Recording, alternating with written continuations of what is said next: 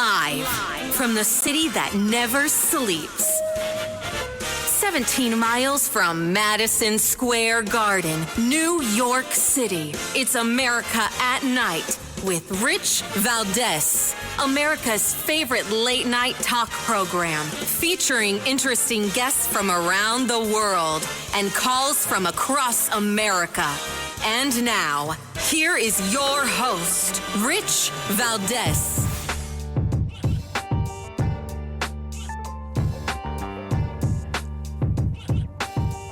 Hi there, good evening, and what's up, America? I am Rich Valdez, Valdez with an S, at Rich Valdez on all of the social media. Welcome to the Monday night edition of the program. If you want to give us a call, we are live, we are national, 833-482-5337, 833-4-Valdez. And I want to get into a bunch of stuff. There's a lot of news out there today, but so much of it's being drowned out by reaction, right? Basically, there's just nothing but reaction out there to the rally of all rallies, the mother of all MAGA rallies, the biggest venue for any artist, any musician, any whatever. This is where they want to play, right? Madison Square Garden, New York City, where I cut my teeth on talk radio, right? My studio was 17 floors above Madison Square Garden. It's where I started, and that's why the intro of this program and my other shows, I talk about being 17 miles away because we moved that location. But my initial foray into talk radio was 17 floors above Madison Square Garden. Very exciting. I worked there for years. I know the area well, and I can tell you that I've seen the Grammys there, right, in 2018. I've seen you name it, everything that's been there. Billy Joel every month. I've seen it all. I've never seen a crowd outside like I saw for Donaldus Magnus, El Trompito, the 45th president of these United States. I've never seen it. Doesn't mean it hasn't happened, but I've never seen it. I talked to my buddy, Mr. Producer from the Mark Levin Show, who was with me at the mother of all MAGA rallies, by the way. And I said, hey, he worked there longer than me. He was there for 19 years. And I said, have you ever seen a crowd like this outside Two Penn Plaza, which is the building where Madison Square Garden is? And he said, I've never seen anything like this. I've never seen anything like it. Now, the left says that this is hatred. It was a hate rally. It was the neo-Nazi rally. It was this, that, and whatever. And AOC was making the rounds. You know, AOC, all out crazy. Our least favorite congresswoman from the Bronx and Queens, Alexandria Ocasio-Cortez. And she says that this is a mini January 6th. Listen to this. There's a couple of things. As you mentioned, this was a hate rally. Mm-hmm. This was not just a presidential rally. This was also not just a campaign rally. I think it's very important for people to understand that these are mini January 6 rallies. These are mini Stop the Steal rallies. These are rallies to prime an electorate into rejecting the results of an election if it doesn't go the way that they want. Because, excuse me, Madame AOC, I think that this is a rally to galvanize Americans to stand up for the truth.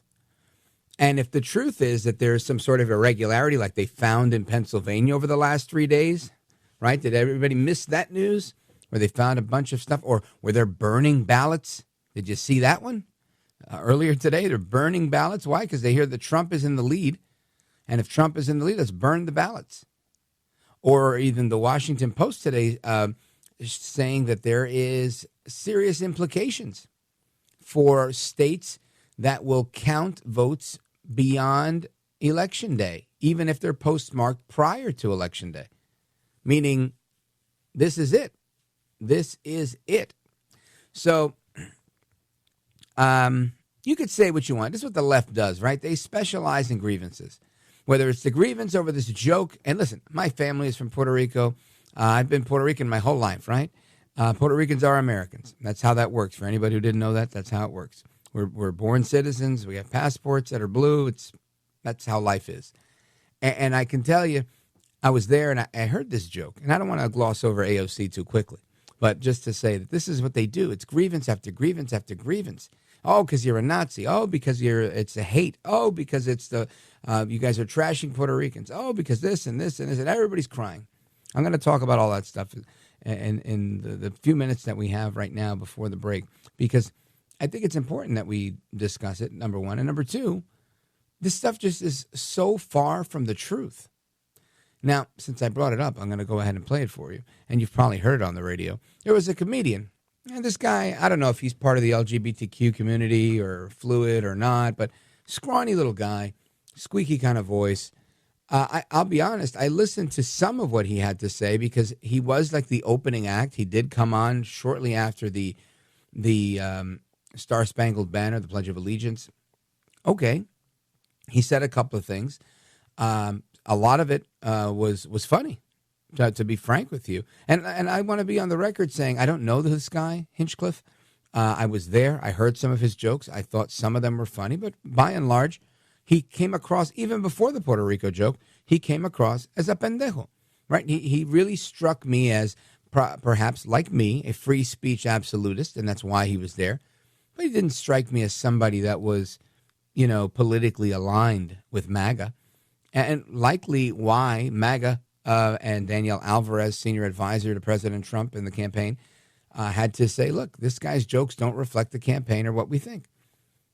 Now, do I think this is unfortunate? Is he a plant from the left? Who knows? Maybe. Is what he said stupid? Absolutely. Did people laugh? Not even half of them.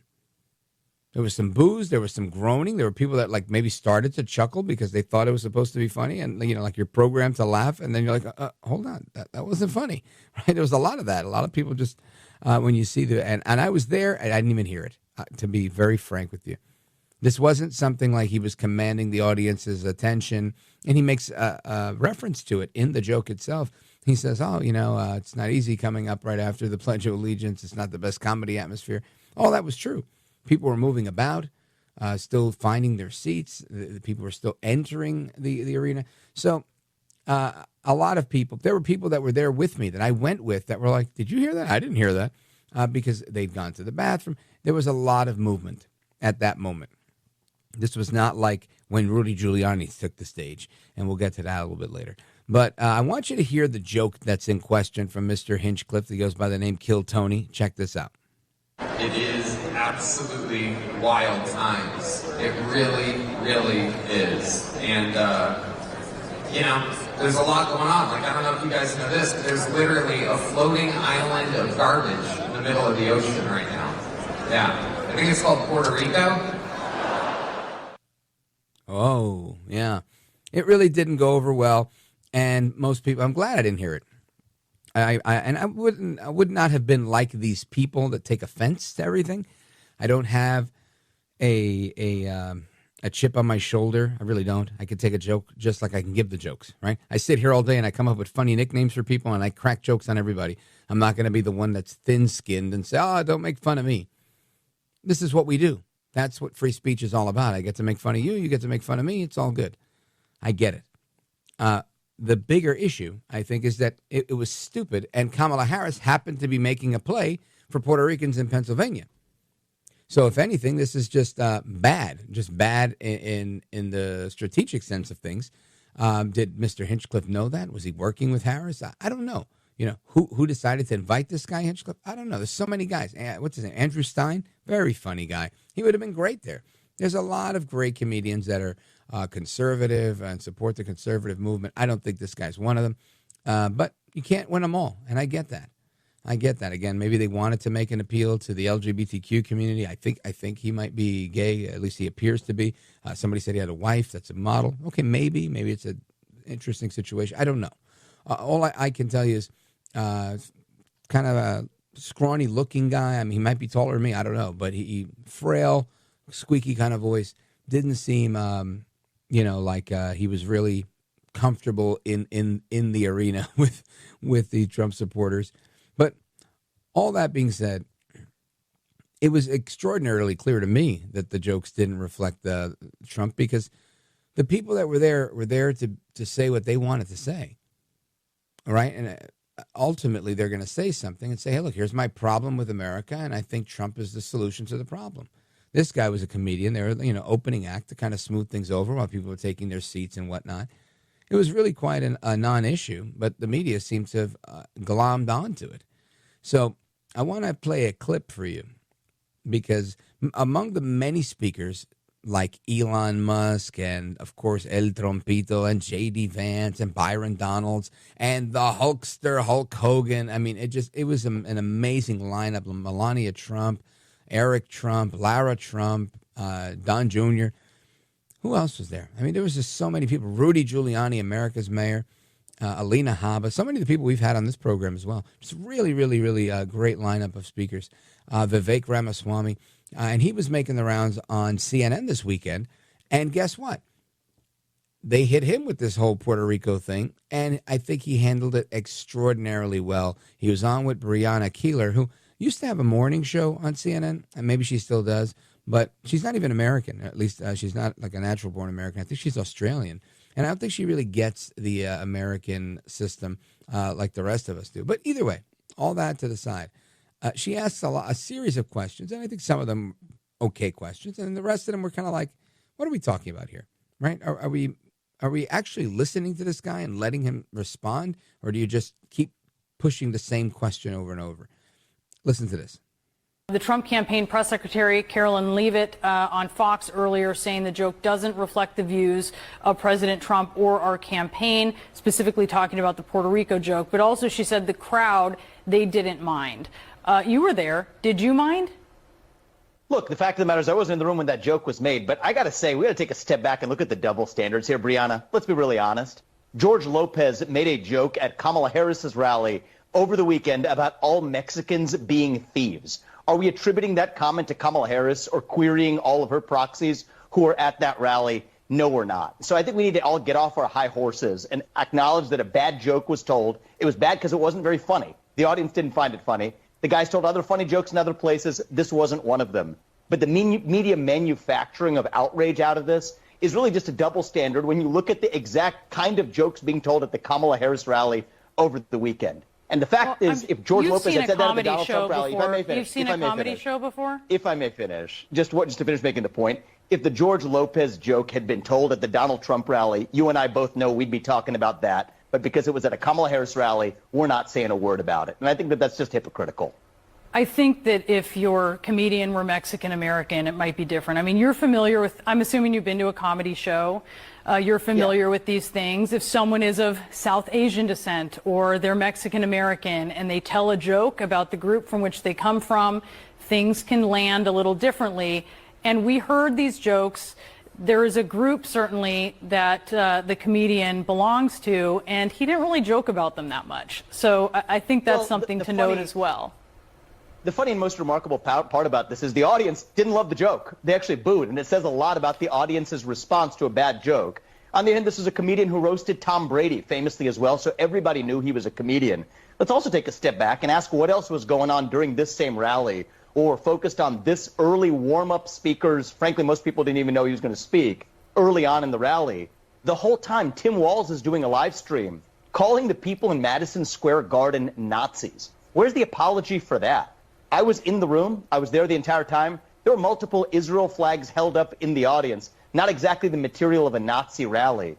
And I just think that this media game isn't healthy for the country where we airlift some comment, this time that didn't even come from Donald Trump, not even when Donald Trump was in the building, but a warm-up speaker at his rally makes one joke, but a comedian at Kamala Harris's rally makes at least one that's even more offensive in the other direction, and we're not talking about it.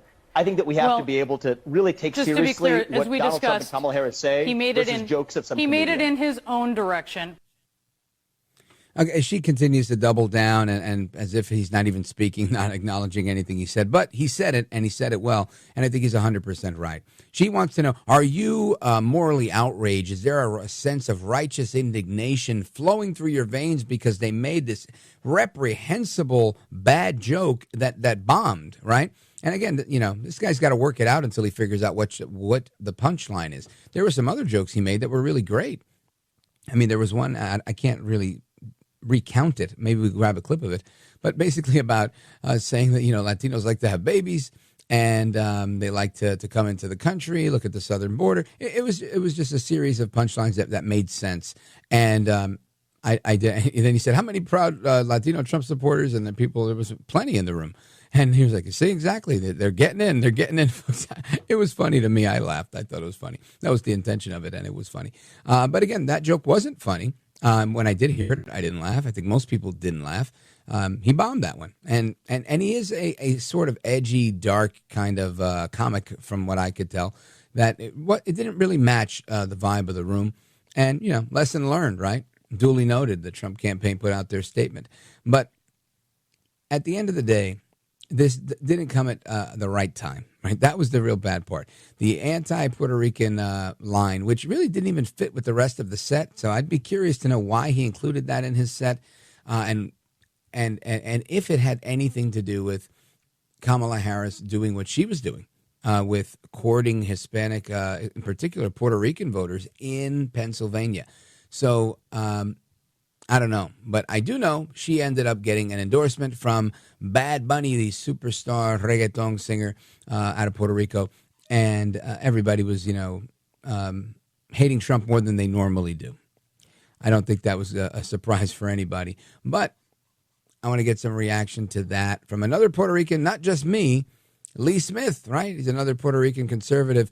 You know him. He's the author of several books, the latest being Disappearing the President, Trump, Truth Social, and The Fight for the Republic. We're going to hear from him about his book and some reaction to this and the rest of the news of the day straight ahead. Don't go anywhere. This is America at Night with Rich Valdez.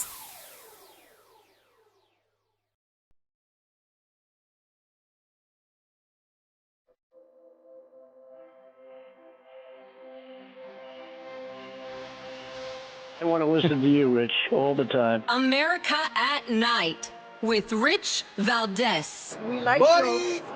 We like jokes. We do.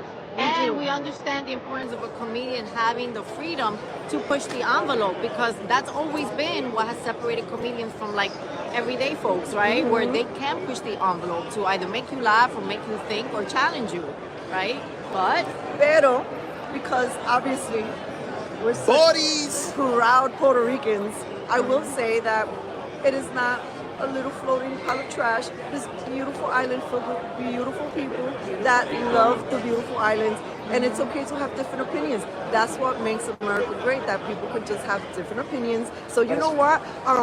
We're not offended. Did we like the joke? no, I didn't like the joke. I don't even think the crowd, that he bombed that joke. Yeah. I think he bombed the joke as well. Again, that's some reaction from some YouTubers that were outside of Madison Square Garden last night. Two Puerto Rican sisters who I happen to follow on Instagram. Cafecito Break is their handle. And I thought that was the same, my opinion. I share the opinion with them. We have to have free speech. You're allowed to do what you got to do. Lee Smith is with us, and we're going to come back and talk about his book. But Lee Smith, give us a quick gut reaction to your thought on the Puerto Rico joke. Well, I agree. It wasn't funny. It was a terrible joke. It's made me think about. Look, there's a lot of great Puerto Rican jokes. There's a lot of great Puerto Rican comics. I'm sure I'm dating myself here, Rich. So I'll apologize to some of the youngsters in your great audience. I'm thinking about Freddie Prinze. I'm thinking about great Puerto Rican comics who had, a lot of great material. And this was not funny or charming. Yeah, this guy is not those guys. Folks, we're coming right back. The clock has gotten to us, but we're going to hold Lee Smith. He's coming back and talk about his new book, Disappearing the President. Keep it locked right here. It's Lee Smith and me, Rich Valdez. Don't go anywhere.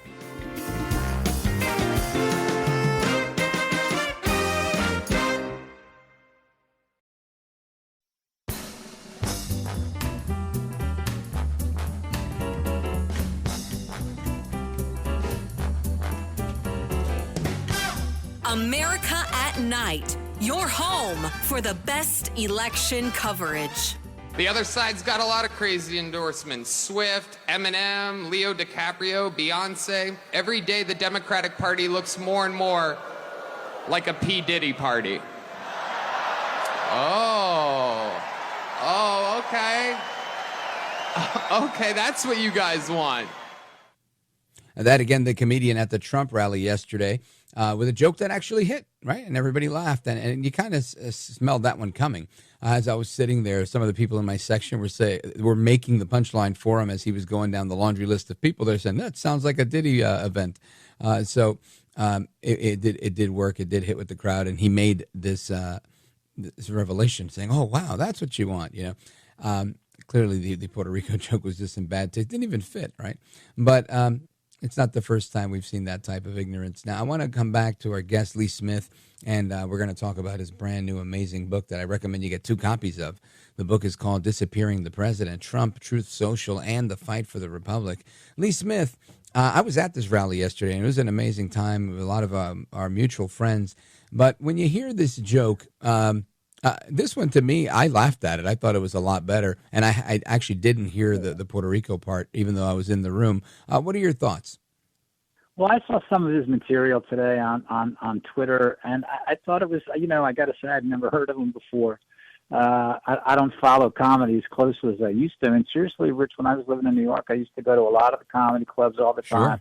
I'd go there with my brothers, and we'd have a blast. And, I just, the guy has some okay material. It's not great material. Look, but when you compare it to the classics, when you talk about, I hear a lot of people talking about Don Rickles, and Don Rickles was just so over the top and crazy, and and Don Rickles was funny, and you used to see this stuff on the on the Dean Martin roast or something like that. Oh yeah. Or you would see it on some of the more recent roasts. I know that a lot of people, the Bob Saget roast or stuff like this. And I personally wasn't that offended. But I'm like, well, first of all, you're coming to New York. You better come up with some pretty strong material. You have a really big crowd. It's Madison Square Garden, the greatest arena on earth. Whether you have music concerts there, whether you have the Knicks or the Rangers, whether you have, I remember, speaking of Puerto Rican stuff, Fania All-Stars used to play in Madison Square Garden a lot. Yep. So, you better be coming in with some pretty strong material. And that was my sense of it. I watched the rally yesterday, and I was so moved. It was, as a New Yorker like this, I'm like, wow, man, Madison Square Garden and Donald Trump, this is perfect. It's all coming together now, right? It's all coming together. This is so beautiful and awesome. And I missed the guy's joke when he said it, and then I heard it later. I'm like, I don't get it. There's you weren't the only one, Lee. A lot of people missed that joke. But also, like, when I heard it, I'm like, oh, I don't get it. There's no wit to it. There's nothing clever. You can be like, that's what a lot of ethnic humor always has been. It's a little nasty and it plays on stereotypes, but there's some twist that makes it funny. There was no twist. There's, I'm not a comedy critic, but we all know what makes us laugh and what makes other people laugh. And there was nothing like that. And, Rich, I also agree with what you were saying. I heard what you were saying some before. Like, I think people are looking, of course, it's political season, and people are winding this up a little bit too much. And, whatever. It's not Donald Trump. It's not Donald Trump who said it. He didn't say any of it. Some guy, right. It's some guy who's warming stuff up. Donald Trump picked Madison Square Garden because Donald Trump loves New York. He's not only one of the great Americans in our country's history, he's one of the great New Yorkers in our city's history. So, giving him a hard time for this, it makes no sense. And that wasn't the only thing, right? That was just one more thing they grabbed onto, I think, because it helped them with their headlines that they were already trying to do with Harris. And really to the theme of your book, right? They're constantly trying to disappear the president. They're constantly trying to do it, whether it's labeling him as a Nazi to make him an outcast, trying to use lawfare to put him in jail, trying to shoot him, to kill him, to remove him permanently. Whatever the case is, they're always trying to get him. Lee Smith, you've written other books about this, not this particular topic, but about the deep state and everything else. And this is like a culmination or the next level of the book, Disappearing the President, Trump, Truth Social, and the Fight for the Republic. Talk to me about this. The book is forthcoming mañana, and I want to know from your perspective. You write. You're a writer. You get paid to write. I know why you write, but I want to know why you wrote this book and why this angle. Well, thanks. First of all, I thought it was important to give the comprehensive account of what's happened over the last 8 years, Rich. Not just targeting Donald Trump, but going after Donald Trump aides, whether it's Michael Flynn, whether it's Roger Stone, whether it's Steve Bannon, Carter Page, all the people on the campaign, as well as Trump supporters. We saw, January 6th, We see different conservatives, Republicans out there, people who are praying pro-life activists, and they're targeting them. So I thought that was really important to give all the details and to say what's happened the last 8 years. We're not going to forget this, right? Because we see how the press tries to bury everything.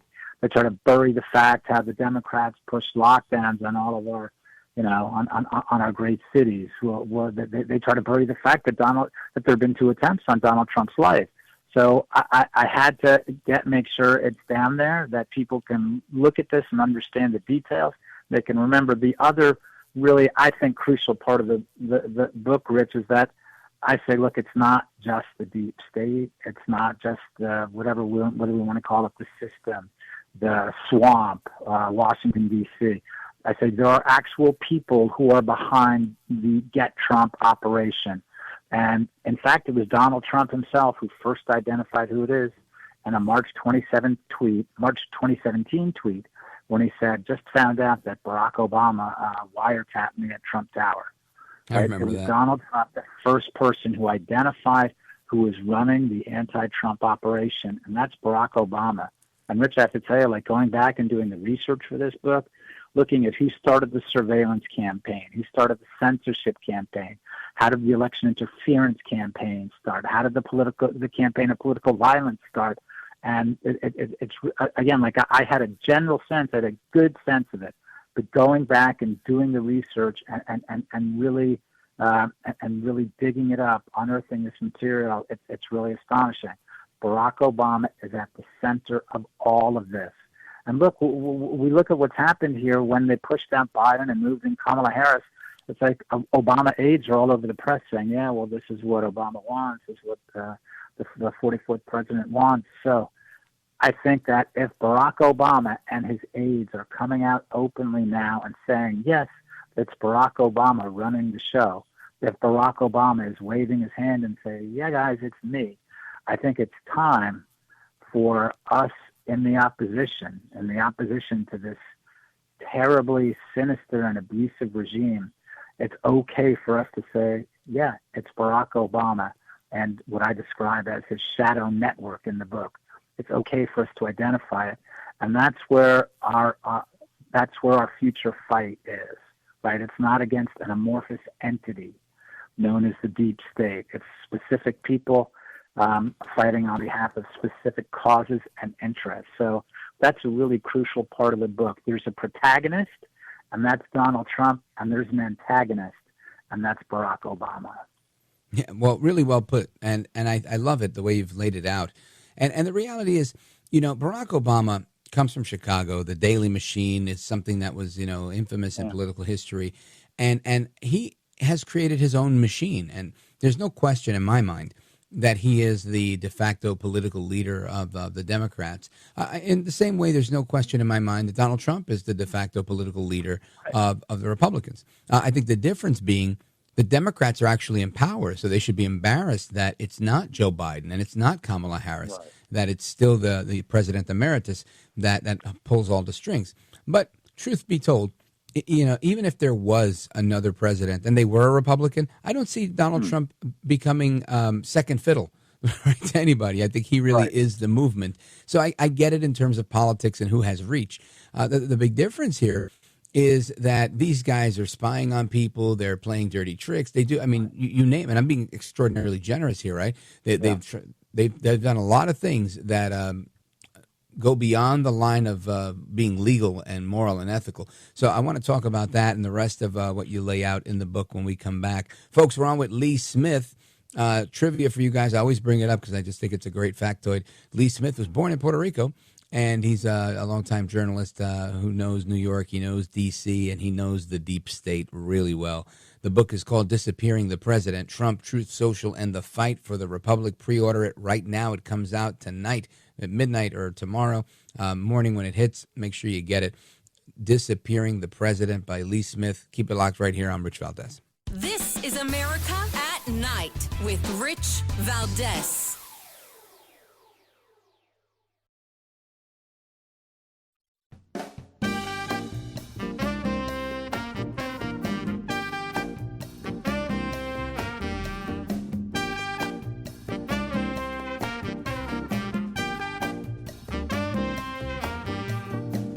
The best guests, the best opinions. This is America at Night with Rich Valdez. So Jews and Muslims and Catholics and evangelicals and Mormons, and they're all joining our cause in large numbers, larger than anyone has ever seen in this country before, larger than they've ever seen in any country. And the Republican Party has really become the party of inclusion, and that's something very nice about that. And we're a big, powerful party, and they're losing it.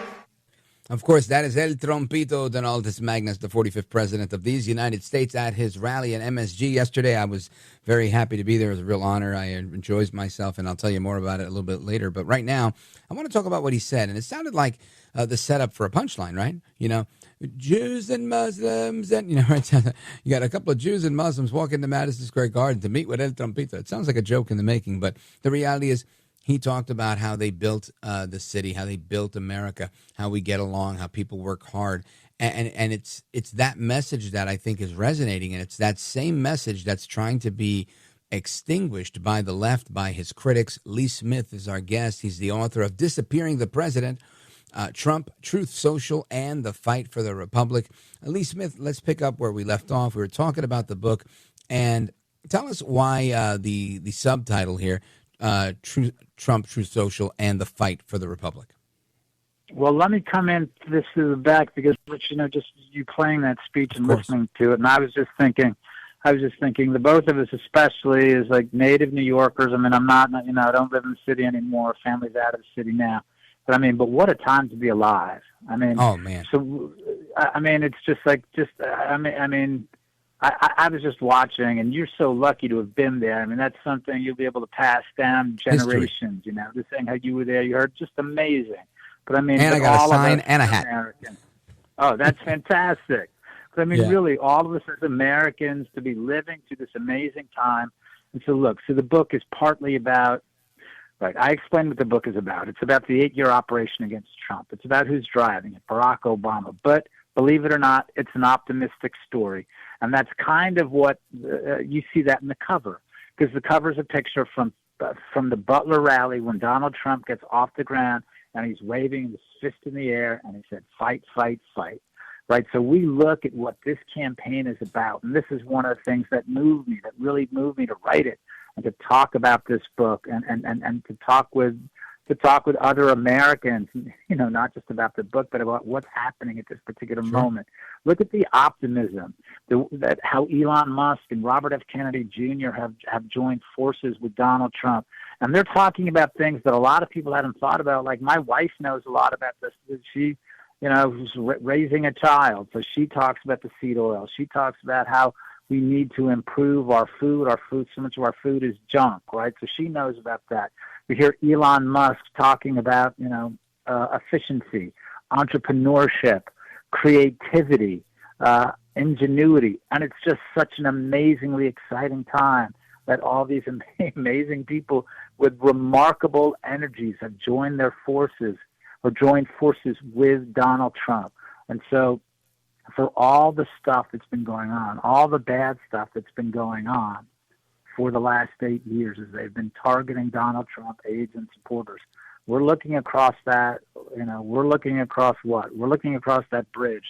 And there's just so much light and there's so much optimism. And that's one of the things that moved me so much about that rally. And I think that's one of the reasons why they want to keep sticking on that guy with the really rotten Puerto Rico joke. I think that's why one of the reasons why they want to stick on it. It's not just, oh yeah, look, it's racist, it's Hitler, it's this and that.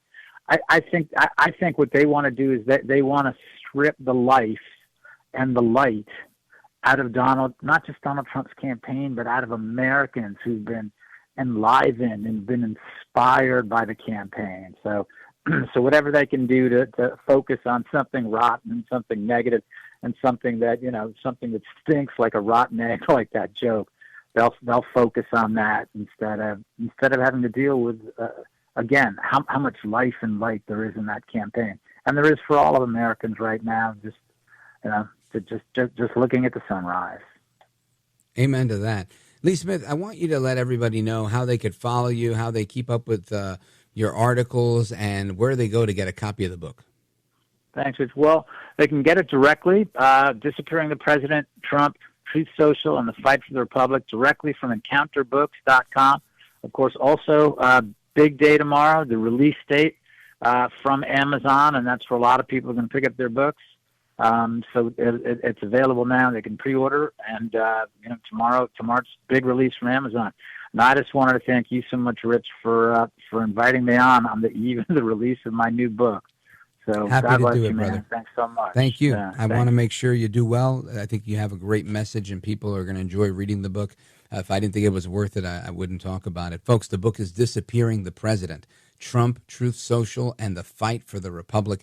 The last book that Lee Smith wrote became a movie, right? So you want to make sure you get the book, get one. I'd say get 2 or 3, honestly, because, in 5 minutes from now, it's going to be Christmas and Hanukkah. So Disappearing the President, Trump, Truth Social, and the Fight for the Republic comes out now, right? It's coming out in just a couple of hours, so make sure you pre-order it now. Lee Smith, you are a gentleman, a scholar, and a patriot. Thank you, sir. Thank you, Rich. Have a great night. You bet. God bless, brother. And we are coming back with some of your thoughts and more when we return, plus a couple of more musings from the Trump rally this weekend, a historic Trump rally at Madison Square Garden. This is America at Night with Rich Valdez.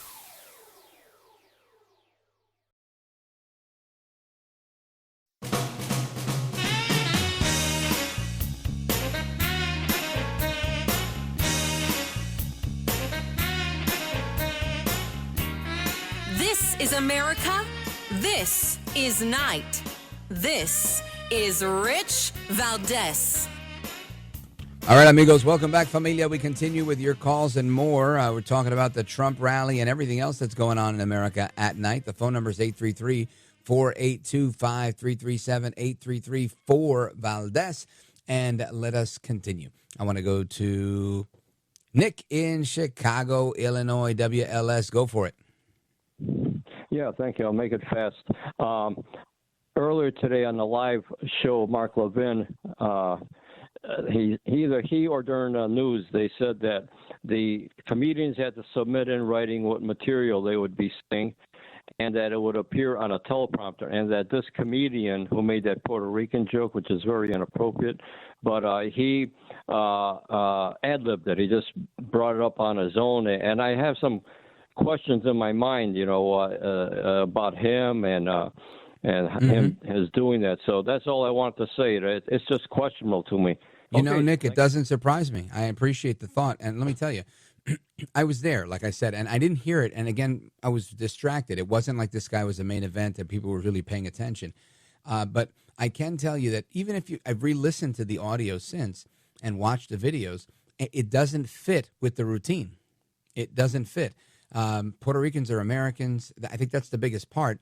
He also talks about the garbage in the middle of the ocean. Puerto Rico's in the Caribbean Sea. It's not an ocean. I mean, there's just so many things that just didn't work. It was really poorly placed. And to me, it seemed like it was an intentional sabotage. I've got my tinfoil hat on this one. This guy doesn't seem like he's legit. I think, he scored one for Team Harris there. And I don't know if it was a big point or not. Ultimately, I think Trump knocked it out of the box with a home run at the end of the night with Elon Musk and everybody else that was up there. J.D. Vance, Hulk Hogan. It was absolutely amazing. Maybe I'll get into it a little bit more in the next segment. But thank you for your call. Getting to the rest of your calls and more in the next segments as well. Just stick with me, 833-482-5337. Folks, we're coming right back. Hour number 2, America at Night with me, Rich Valdez. Keep it locked right here.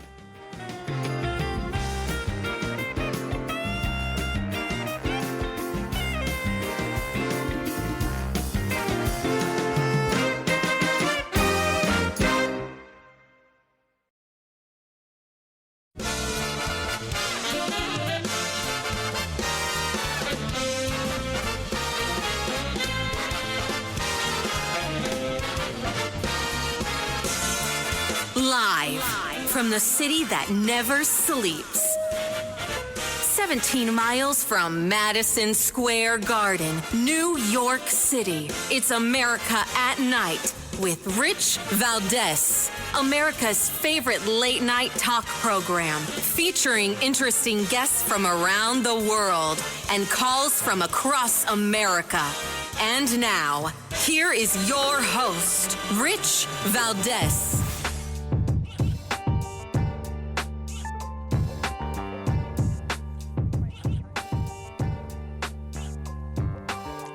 Hi there, good evening, and what's up, America? I am Rich Valdez, Valdez with an S, at Rich Valdez on all of the social media.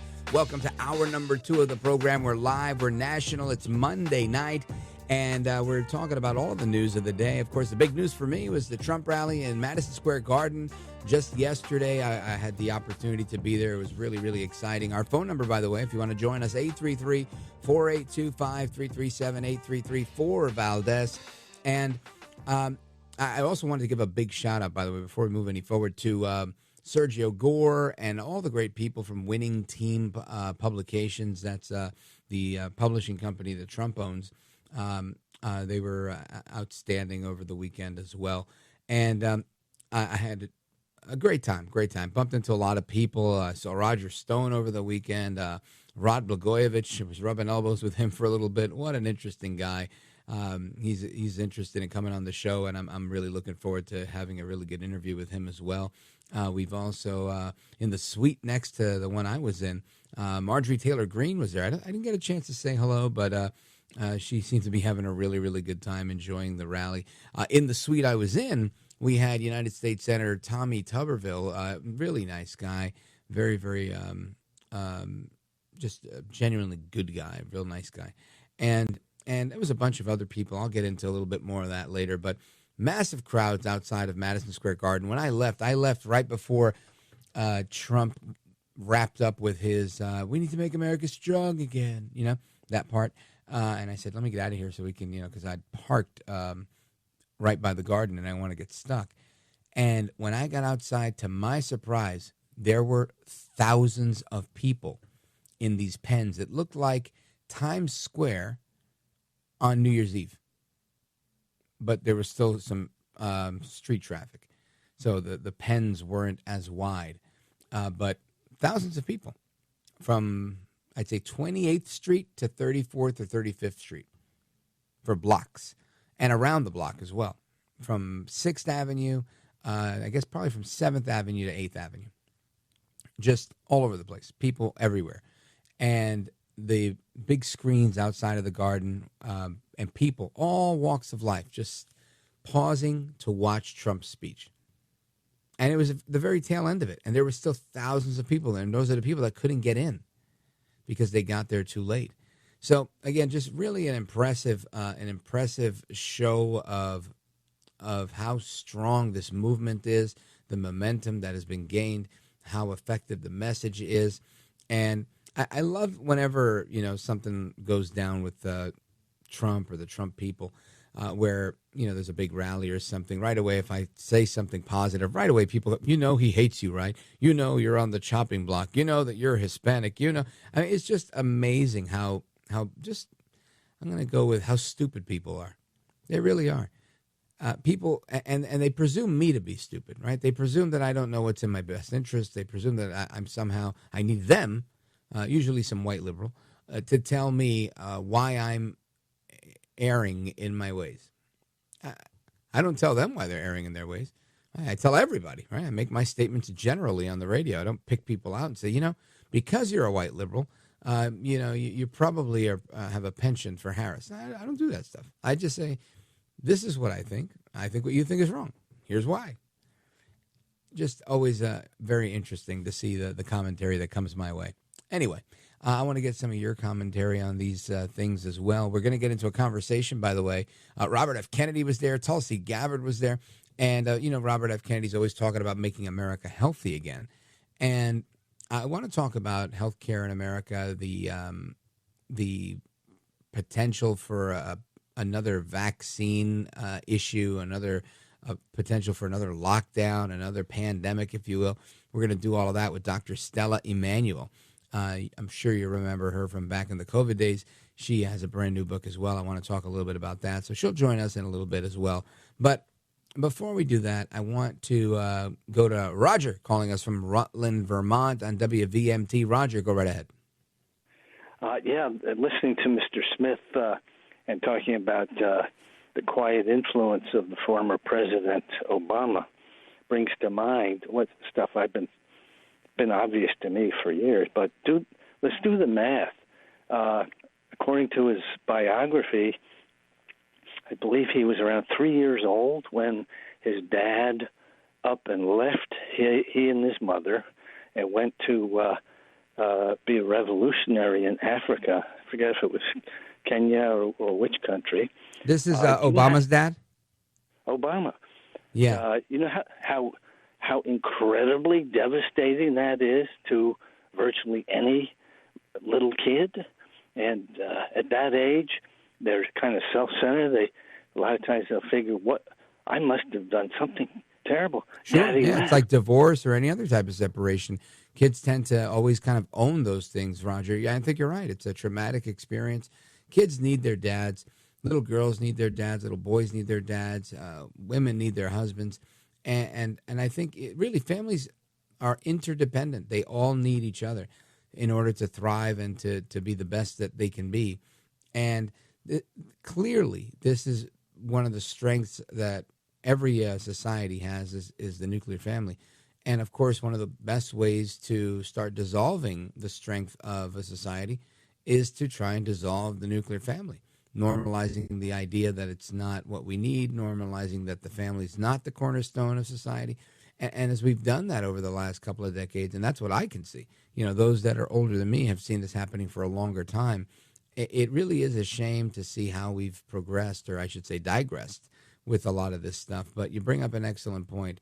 Roger in Rutland, Vermont, thank you, sir. WVMT, I appreciate it. And I also agree. Lee Smith interview was really, really good.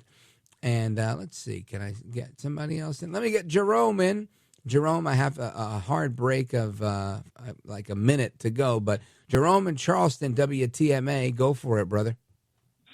Yeah, we need more marriages like the one Trump's had. He's on his third wife, and then he's doing porn stars behind her back. Hey, Roger, we need more marriages like that.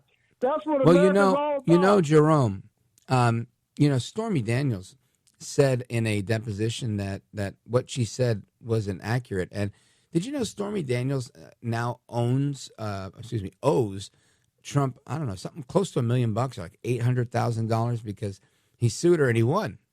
So he never did the porn star. The stuff was designed to bring him down. It was a plot from the lawyers that came up with this whole scheme to try and discredit Trump. So Jerome, nice try. I appreciate it. What are we going to do, right? I'm going to pray for you, brother, that you do well after your horrific loss with Kamala Harris. And if I'm wrong, you can call me and you can gloat. Thanks for the call, my brother. Folks, coming up next, Dr. Stella Immanuel talks about making America healthy again. Don't go anywhere. This is America at Night with Rich Valdez.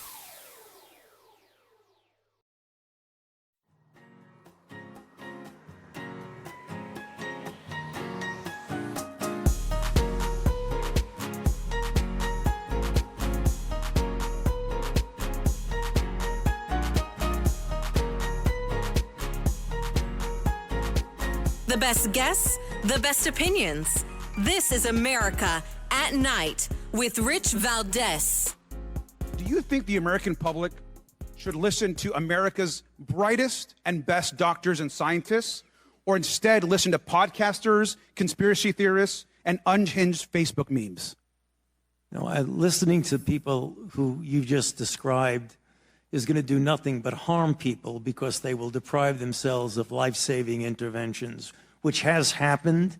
And some have done studies. Peter Hotez has done an analysis of this and shows that in people who refuse to get vaccinated for any variety of reasons, probably responsible for an additional 200,000 to 300,000 deaths in this country. That, of course, is Dr. Anthony Fauci, who I like to call the Fauchster. And the Fauchster has spent the last several years just blaming everybody, blaming the unvaccinated, blaming this one, blaming that one.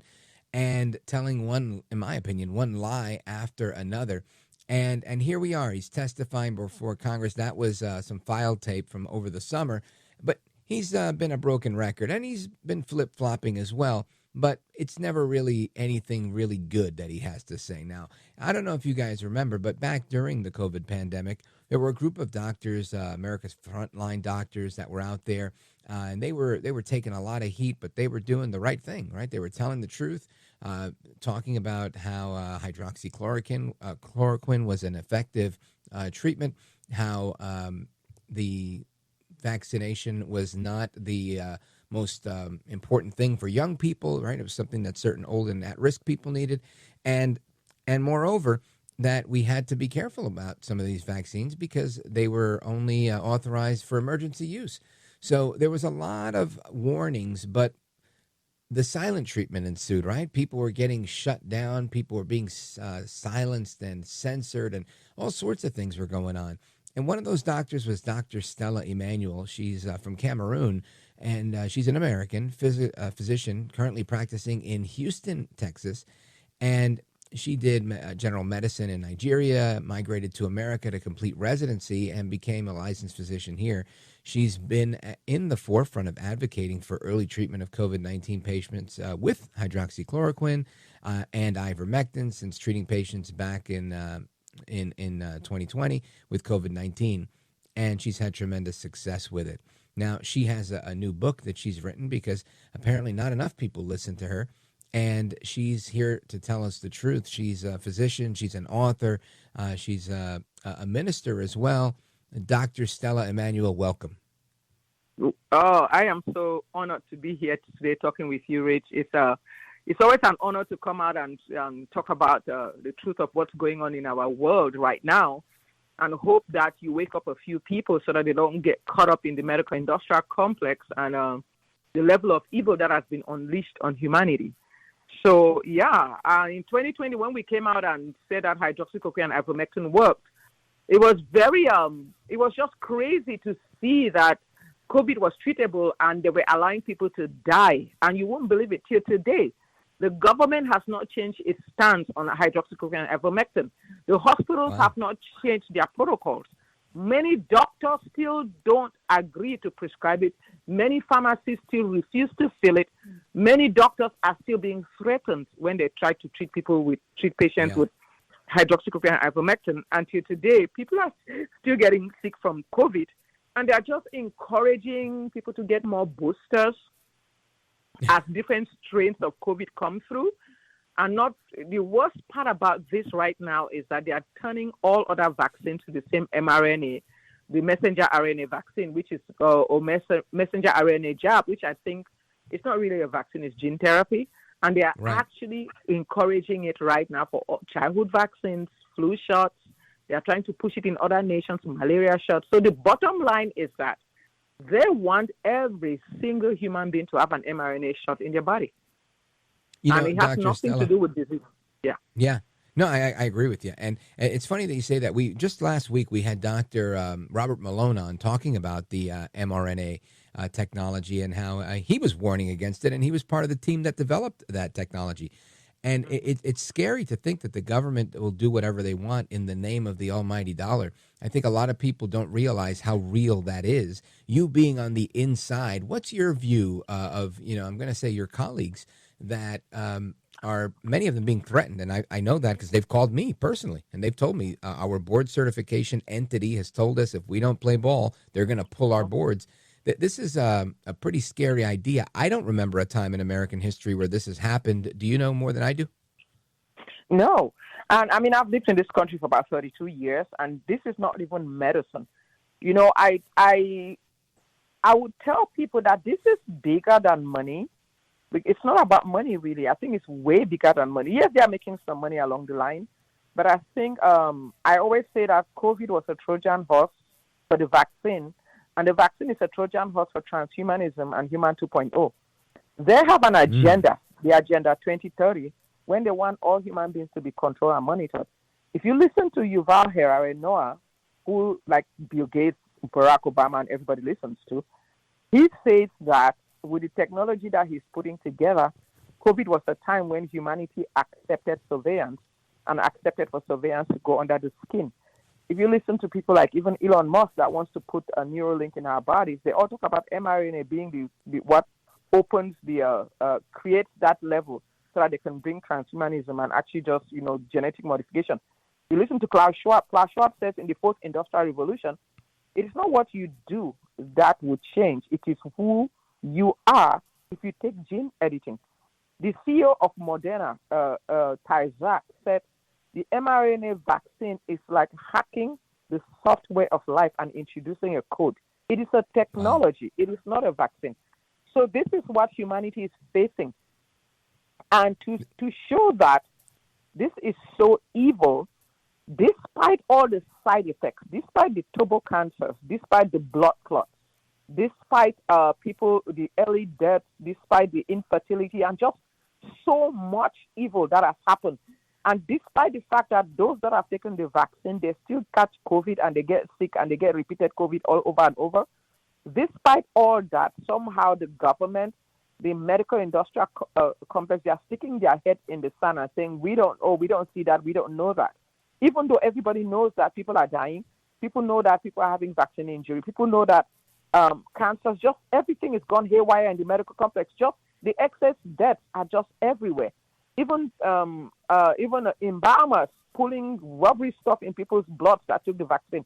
With all this, when has it ever been that this much crisis can be happening in people's health, and the medical industry and the health people are saying, oh, no, it really doesn't, no, we don't know what's happening, we're not sure. Instead of looking back and said, what changed? What intervention did they do for this to be happening to humanity? They are only trying to push more vaccines. They are trying to push more mRNA vaccines. And, they just want right now for the flu shot to be mRNA. They want childhood vaccines. They want kids to start getting COVID shots. The bottom line is that they want every human being to be digitalized. And humanity needs to know that and wake up. We tell people COVID is treatable, always been. COVID is preventable, always been. And even though we do believe in the lab leak theory, we believe that COVID was released as a pandemic just to push this whole vaccination issue. They still have ways to treat it, and people should know that. That is why one of the things I've been advocating for the past 4 years is everybody get hydroxychloroquine and ivermectin in your medicine cabinet. Don't wait till you get sick. Right now, as we're speaking, they have another strain called XEC that is on now. This is the winter. Between flu, COVID, and bird flu and all other things that they are trying to release, people get sick all the time. On a daily basis, we still see sick patients with COVID here today. So I'm just saying that America, wake up, get this medicine, because if you go to your doctor, they're not going to give you the medicine. Folks, we're on with Dr. Stella Immanuel. She's a physician, author, and speaker, and she's got a brand new book called Let America Live, Exposing the Hidden Agenda Behind the 2020 Pandemic. I want you to get 2 copies of the book, one for yourself, one to give away. We're coming right back with Dr. Stella Immanuel. Don't go anywhere. I'm Rich Valdez.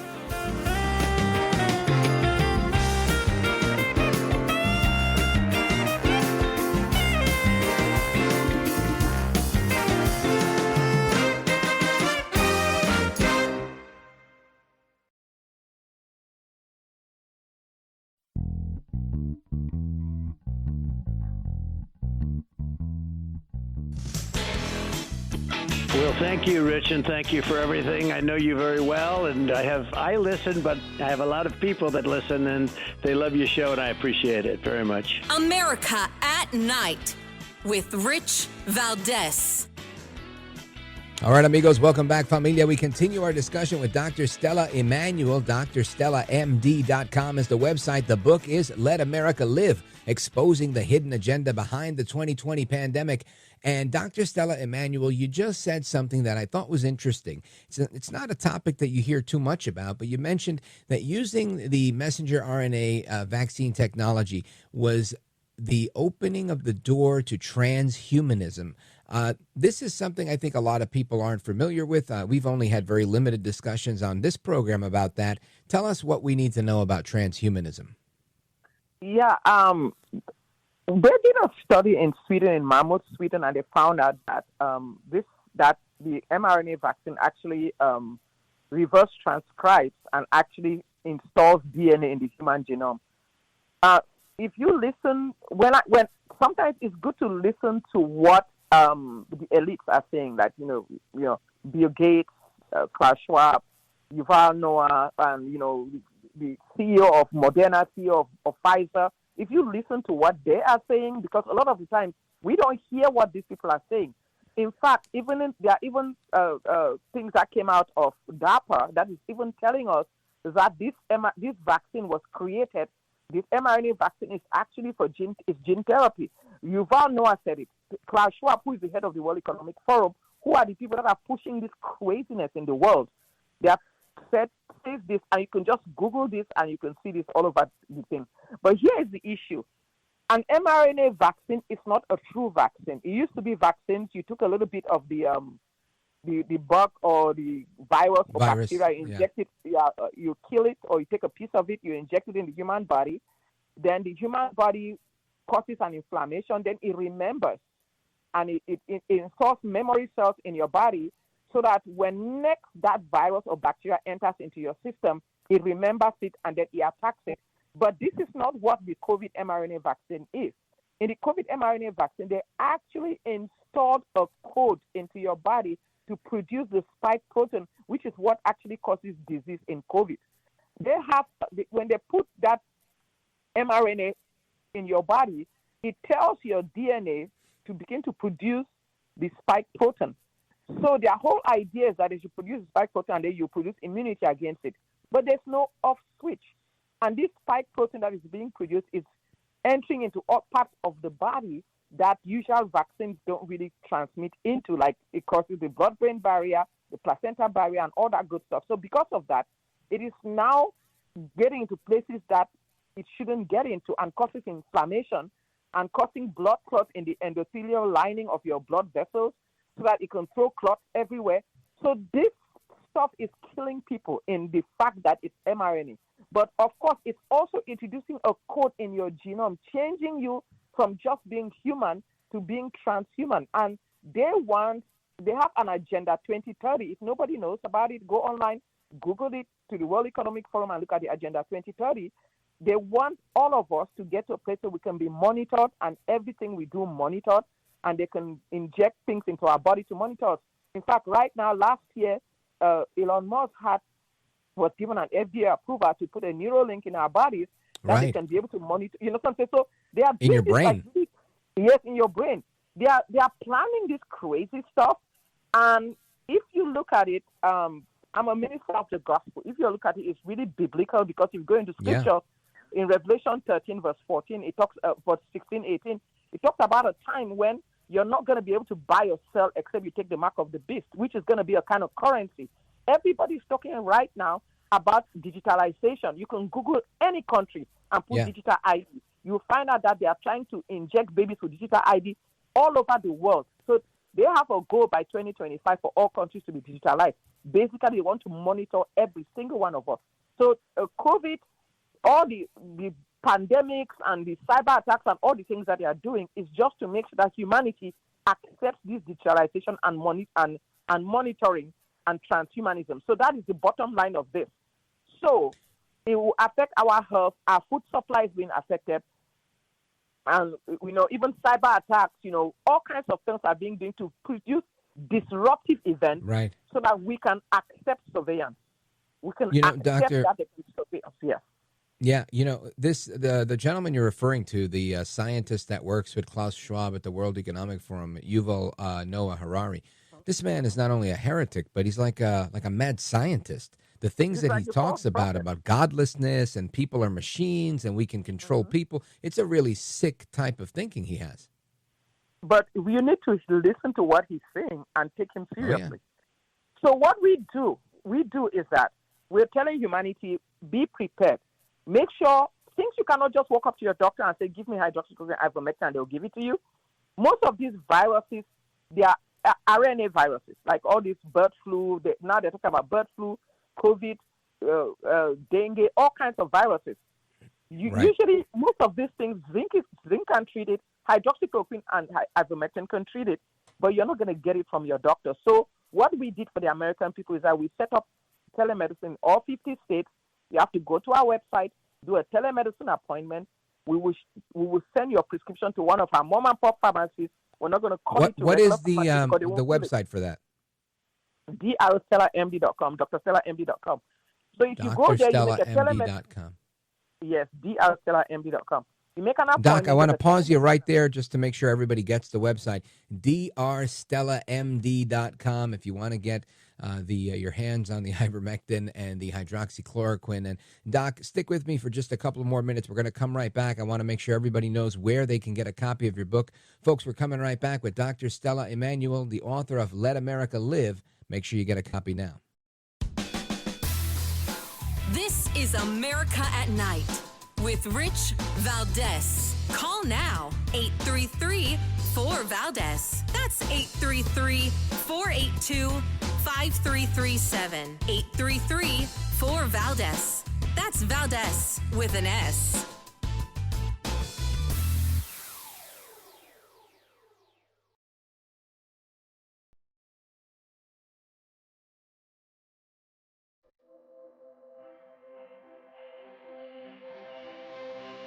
Mr. Call Screener, who is a budding radio star, by the way. Richie Valdez is terrific. This is America at Night with Rich Valdez. All right, amigos, welcome back, familia. We continue our conversation with Dr. Stella Immanuel. She is a physician, and honestly, she's a patriot. She's sounding the alarm on all of the crazy stuff that's going on, these hidden realities of the media silencing and opposition to those that were against the left's agenda and the different treatments that you could use to put your health first. And this stuff even affects matters of faith and personal choice. So, Dr. Immanuel, I could talk to you for hours, and it's really a pleasure to speak with you. But I know people want to get your book. Not everybody's going to have a chance to speak with you like I am. For people who want to get a copy of this book, and I recommend get 2 copies. Christmas is coming. Take one for yourself. Give one away. Where do they go to get the book? If you go to my website, drstellamd.com, you can get a copy of my book. The book will explain to you the whole battle we're facing, even tell you what to get and how to stay healthy. It also tells you how to pray and stay spiritually healthy, because right now, this battle is not just in our physical body, but we're also being affected spiritually.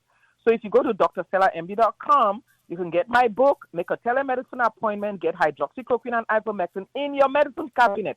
Don't wait till you get sick. And if you use the code RICH for your audience, they can get a discount. And then we also help to put together a lot of vitamins that can build your immunity against all the different viruses, COVID, flu, and everything. So that way we help the American people to stay healthy, so that you're not running to go get some shot because you got sick. And when we hear that there's monkeypox coming, we produce pox defense that can help you build your immunity. When we hear that there's bird flu, we know we have COVID, we have all these different vitamins that we can, that have zinc, that has quercetin, has Sericina purpura. We help to put together, because, these people that are doing this thing, they don't want to do anything that will kill them too. So we try to find out what it is that they are taking to stay healthy while they try to kill us, and then we produce it so that the American people can partake of it. So if you go to our website, drstellamd.com, please stay healthy, stock up food, water, stock up, get a good first aid kit, get your hydroxychloroquine, ivermectin, get everything that you need to do. Make sure that if they lock us down or if things get crazy, the winter is coming, make sure that you're healthy, your family is healthy. There's no need for you to be fighting this battle and then you can't breathe because you didn't take precautions. Outstanding. Folks, make sure you go check it out. drstellamd.com. Use the promo code she told you, get that discount. Dr. Stella Immanuel, you are a pleasure to speak with. You're a joy. God bless you. You are a gentlewoman, a scholar, and a patriot, and I hope to speak with you again very soon. Definitely. God bless you. Likewise. All right, amigos, we're coming right back. Your calls, your thoughts, and more. Don't go anywhere. This is America at Night with Rich Valdez. Call now, 833-4-VALDEZ. That's 833-482-5337. 833-4-VALDEZ. That's Valdez with an S.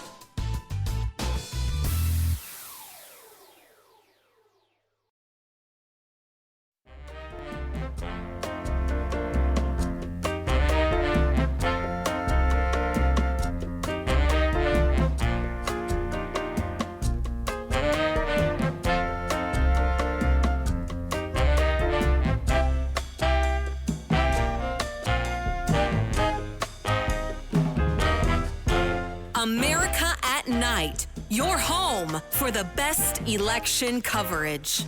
Call now, 833-4-VALDEZ. That's 833-482-5337. 833-4-VALDEZ. That's Valdez with an S. All right, amigos, welcome back. Rich Valdez with you live till 1 a.m. Eastern Time. And before we kick off Open Phones Across America, which starts in just a few minutes, I want to get to a couple of the folks that are online, and I want to play a clip for you. This is from Saturday Night Live, because, again, we were talking about comedians, and this guy killed Tony Hinchcliffe. I think he goes by the name Kill Tony. And the jokes he made, and like I said, I don't want to be a fake, phony fraud, right? I got to tell the truth here. I laughed at several of the jokes he made. I wouldn't say, oh, man, he was funny. I did not walk away saying, man, I can't wait to see that guy again. No, none of the above. He was telling jokes that were falling flat. When it came to the Puerto Rico joke, obviously it was a flop. But on top of that, it almost seemed just so out of place with the sequence of things he was talking about. You know, so one thing, making fun of the Hispanics and making light, and all of that was understood. It didn't make sense. He just literally pivoted to Puerto Rico, which made no sense. Again, they're not part of the illegal immigration equation in any way, and it just seems, you know, now that I know Bad Bunny ended up endorsing Kamala Harris and that she was in Pennsylvania specifically going after Puerto Rican voters, it makes all the sense in the world to me that they would zero in on this. The real question is, why did this guy do it? Why did he make this comment? I think it's fair to ask, Mr. Hinchcliffe, were you helping the Harris campaign? If you're listening, we're on all over the country. If you're listening, if you're a friend of Tony Hinchcliffe's, tag him. Tell him to give us a call, 833-482-5337. But SNL, Saturday Night Live, they have the show Weekend Update, or the segment they call Weekend Update, which is great. Used to be Kevin Nealon, and forever they've been doing it, right? Well, excuse me. One of the latest iterations, I'm going to say, I guess, performed by Colin Jost, is a clip that we have tonight. And I want you to hear it because I thought it was actually pretty funny. Listen to this. Well, the election is just 16 days away, and the candidates are striking very different tones trying to get out the vote. For example, here's Kamala Harris. Your vote is your voice, and your voice is your power. Nice. And here's Trump. Get that fat pig off the couch. Tell him to go and vote for Trump. He's going to save our country. Also nice. Direct. So there you go. And I think that was on point, right? I really do. I think it was a very accurate depiction. Trump is always just so funny with the stuff he does. And the fact that they were able to catch it. And again, political humor is great. I can laugh at the expense of both candidates. I think it was very, very well done, well put. As was another comedian that I want you to hear. This guy's name, and Count Delakia, will you help me with it? Fahim Anwar. Also, I thought very funny. He kind of talked to some of the different tones of voice that you would hear from Kamala. Like over the weekend, she was at a black church, and she put on her black church preaching voice, right? Which I thought was pretty funny. A lot of code switching going on there with Que Mala Eres. But listen to this. I like Kamala because, like, she will be whatever you want her to be. Like, if she's speaking for a bunch of black people, she'll be like, sorry, I'm late.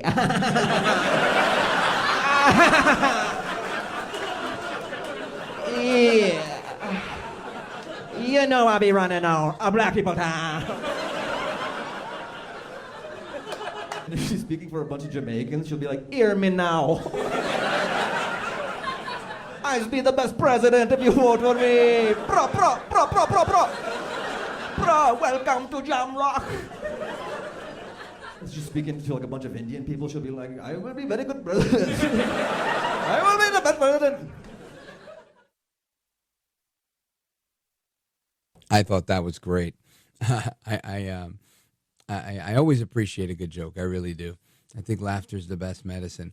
And I want to know what you guys think. So let's see. Where do we go? Let's see. Anybody here? Let's go to Tom calling us from Columbia, South Carolina, WQXL. Go right ahead. Mr. Valdez, I have some comments about the election. Wonderful. Would you like to hear them? Okay. No, I actually called on you just to hear you make an introduction. Thank you, sir. It's a tough choice. On the one hand, a candidate accused of the past or one excused of her past. It's a tough choice. A candidate who gets annoyed by a question or one who can avoid the question. A candidate trying to tell us or trying to sell us. Engaging the subject or changing the subject. Answers are never mum or answers never come. Someone really rich who wins for glory or the wicked witch who spins a story. It's a tough choice. And finally, feared and beard or weird and queered. It's a tough choice. Or not. Oh, Tom, that's good. How do people find you if they want to, get a copy? Are you putting these on social media? No, I'm not. So that's it. They got to tune into our show. I love it. I'll make sure that people tune in and call in as often as you can. They're very clever. You do a great job writing these out. The last one you did was also really good. And what's the sense in your neck of the woods in South Carolina? What are you getting? Listen, I'm in New York, and I feel momentum for Trump. What's it feeling like in South Carolina? South Carolina is Trump country. That's it. Punto y final, right? Like my dad would say, period, the end. Tom, thank you for that, brother. I appreciate it. Keep up the great work. Let me continue here. Let's go to John. John is in upstate New York streaming the show, WGDJ. Go for it, John. Yes, sir. How are you tonight? Wonderful, thank you. Listen, when Trump was in office, when he was giving out the vaccine, it was saline that he was giving out to the people. Well, where do you get that information? Knowledge from being online and talking to the I don't know people that's accurate, because, I mean, if that is accurate, here's what will happen. Then that means that Trump was scamming America, saying Operation Warp Speed was nothing but a fake, phony, and fraud to give old people vaccines, right? Because that's initially that they said you have to give it to the elderly, you got to give it to the most severely infirmed. And while I do believe that a lot of people paid a price, just like Dr. Immanuel pointed out, I don't think that Trump was complicit in some sort of cover-up and giving out fake vaccines. I think that type of thinking, and again, you're free to, your opinion, but I just don't think that Trump is the liar-in-chief or the actor-in-chief. I think he's the commander-in-chief, and he did what he had to do. We're going to get to the rest of your calls. We've got calls from Terre Haute, Indiana, King of Prussia, Pennsylvania, Charleston, South Carolina, and so many more. Keep it locked right here. I'm Rich Valdez.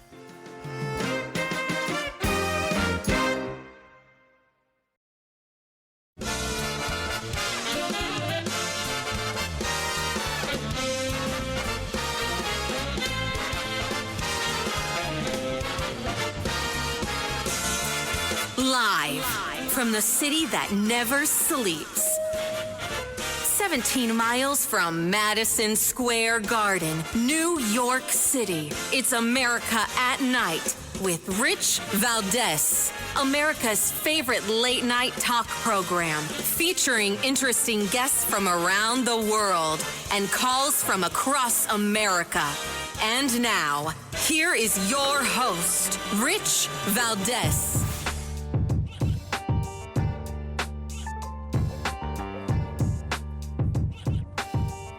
Hi there, good evening, and what's up, America? I am Rich Valdez, Valdez with an S, at Rich Valdez on all of the social media.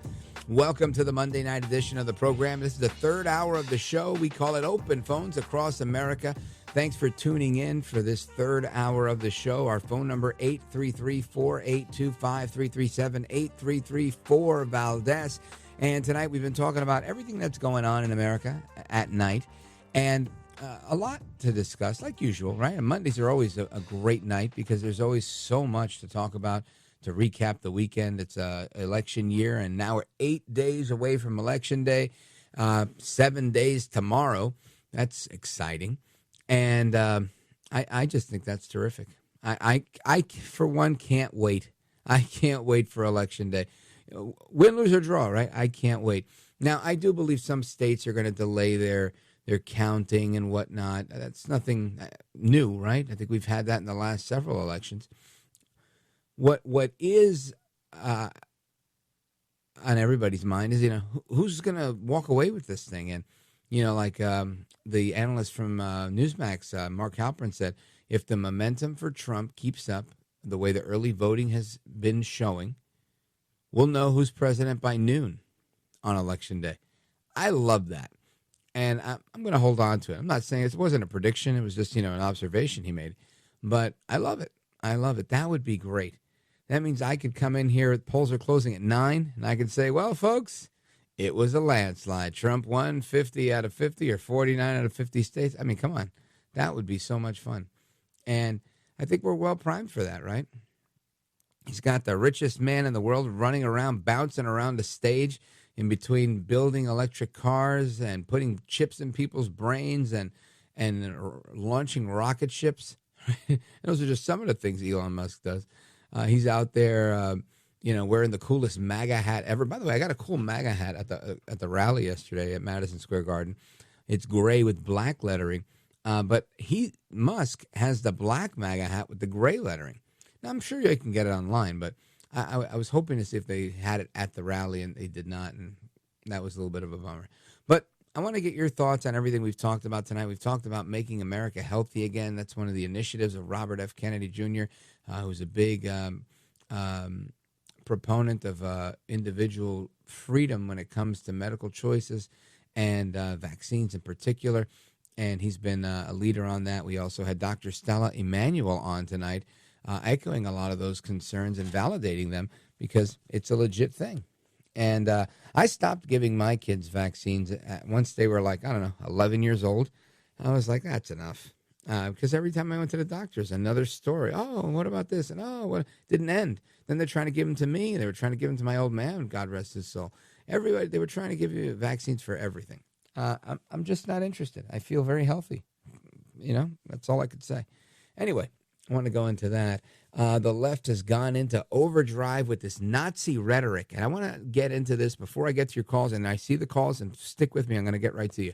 But this was the big deal, right? These guys are fascists. This man, Trump, is a Nazi, Nazi this, Nazi that. And the shame in all of this is that we should never throw this term around lightly. We really shouldn't. And I get it. People use it to be hyperbolic, like Seinfeld and the soup Nazi and all that stuff. I do understand. But there's a reality of, all the people that were killed, both the Jews and the non-Jews, right? And that's a big deal. And something that we should acknowledge with the Holocaust. We can't just turn a blind eye on that stuff. I just, for one, I can't. I'm speechless at the idea that some people think that they can, that they think that that's okay to overlook it and just call people whatever they feel like calling them and thinking that that's okay. It's not okay. On my best day or my worst day, I've never called Kamala Harris a fascist. I might have said some of her policies are fascistic, dictatorial, communist sympathizing. But the reality is, I don't throw that stuff around like that. But the left loves to do that. and we've got to be cautious with our words. We have to make sure we're describing things as they are and not as we wish they were. I'm not even going to go there. It's just one of those things. One of those things I think we have to pay more attention to. But I got a couple of clips of audio I want you to hear. I got a great clip of El Trumpito Donaldus Magnus talking about how he plans and how he sees America. But before we get into that, I want you to hear Tiananmen Tim Walz, vice presidential candidate running with Que Mala Eres. And here's his attempt at trying to say that you and me, or at least me, and those that support President Trump are Nazis. Listen to this. Donald Trump has descended into madness over the last few weeks.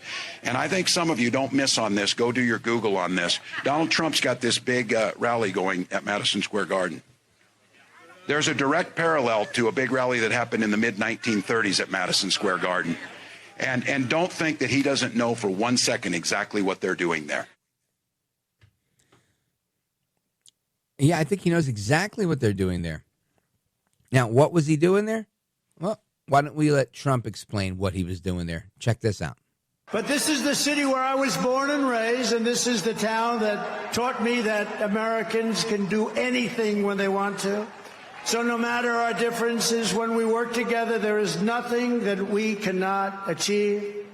From New York to Las Vegas, from Philadelphia to Phoenix, from Chicago to Charlotte, from Atlanta to Detroit, this nation was built by generations of American patriots who gave everything they had for our rights, our future, and for our freedom.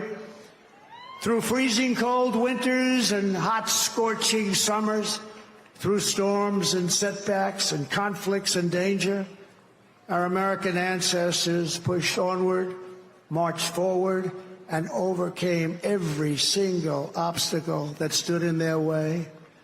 Together they crossed the oceans, settled a continent, tamed the wilderness, laid down the railroads, raised up those mighty skyscrapers, built the highways, won 2 world wars, defeated fascism and communism, and launched American astronauts to the moon.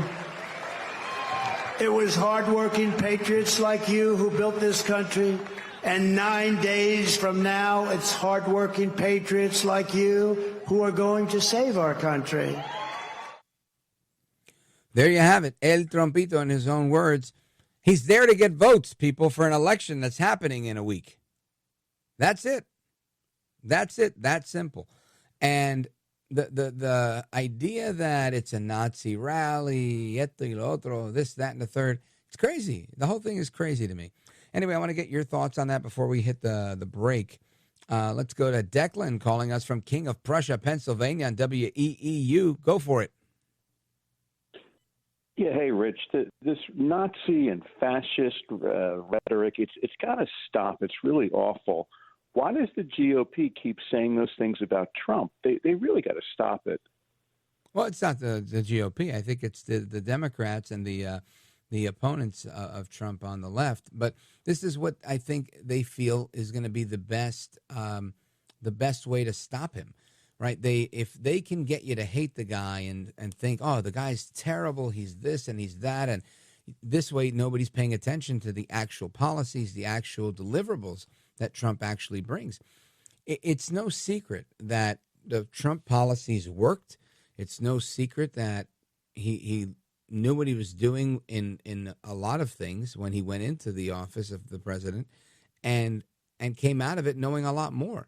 So he's really well equipped, I think, to do it again. Each of them has a track record of being in office for 4 years, and they don't compare. Kamala Harris has a track record of spending with Joe Biden. She's on the record saying she wouldn't change anything.